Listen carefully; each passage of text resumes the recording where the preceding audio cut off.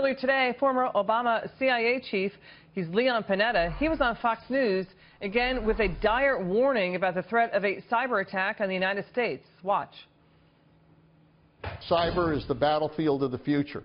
What we all have to recognize is that we now are living at a time when the use of a sophisticated virus in the cyber arena can virtually cripple our country. Let's bring in cybersecurity expert Leeza Garber. Good to see you, Leeza. How serious is this? I mean, if they're going after the power grid in the Ukraine, they shut it down in December, and again going after it. That's scary stuff, right, Leeza? This is very scary stuff, and you're talking about, the new war front for the future. This is the war front happening today. It happened last month in May, and part of the U.S. concern is we're looking at our infrastructure. We're looking, we've been talking about the security of our election systems. What about our power grid, our water supply?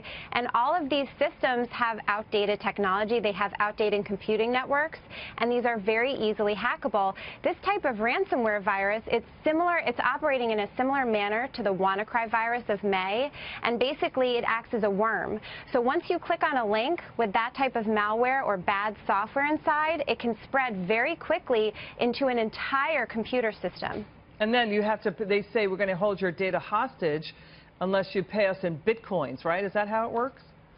Exactly. So ransomware basically holds your data hostage. Part of the problem is that once you click on that link or you open that file, you've then encrypted your entire system, and you have to, quote unquote, pay the ransom. You have to pay in Bitcoin, which is an anonymous currency. It operates entirely online. The problem is if you actually pay it, there's no guarantee that you're going to get the encryption code. These are criminals, right? And the other issue is if you do pay it, you're now put on their list that you are a paying victim.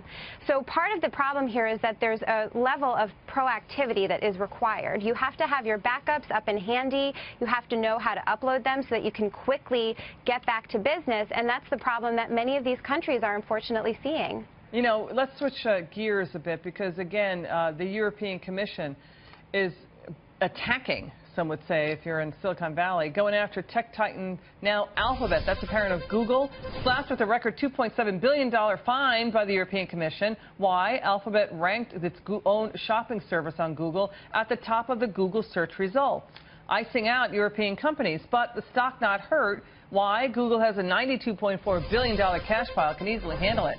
Google's parent company Alphabet closing the day slightly in the red. This is a huge fine. What is the European Commission's message here?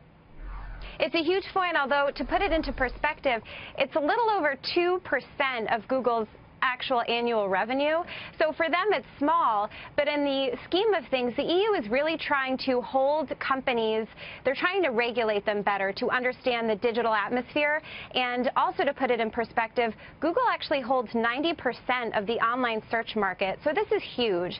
And the EU is saying this is a huge antitrust problem. They are not acting properly. They're taking advantage of their position as basically a behemoth in this online search industry. And they're not treating consumers fairly. They're blocking their right to see all different kinds of vendors, and in this specific case, shopping. And this case has actually been investigated for over 7 years. This has been ongoing. Yeah. Google is saying they don't agree with the result, they don't agree with the fine, and they will likely appeal it. But in the meantime, they need to change their behaviors according to the order that the EU has released. I'm not sure European officials are only targeting American tech companies, but the complaint, Leeza, you probably heard it, is why doesn't Europe come up with its own Google or its own Microsoft or its own Apple, right? Which is lovely, and I think there is an argument there. They are going after quite a few Silicon Valley giants. They've gone after Apple, they've gone after Google, they've gone after Intel.